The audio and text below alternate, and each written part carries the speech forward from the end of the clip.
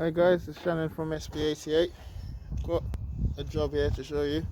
It's a Mercedes C200 and it's got a battery drain. So the customer's complaining the battery's been going flat overnight quite regularly. It's been worked on. It's got a brand new alternator on it. It's got a brand new battery on it. It's got a brand new alternator tensioner on it. You know, the belt tensioner.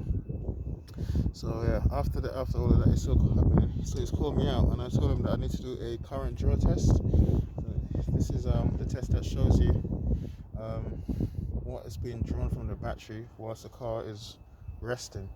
So if you look at my meter here, you see 136, 135 milliamps being drawn. That draw is too much, and that would kill the battery. So from there out, I was trying to find out what is causing this draw.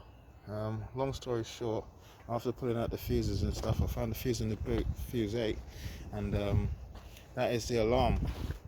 So I've come down to the alarm siren, which is down here, and I've just disconnected it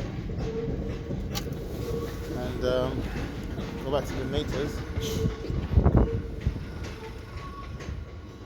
And you can see it's dropped. Yeah, and that is an acceptable current draw. Before that, the battery will be drained. So what we need to do now is replace that alarm siren, and then that should be it. Alright guys, give me a call if you need anyone, or you know anyone that needs some electrical problems sorted out on their vehicle. Alright, bye.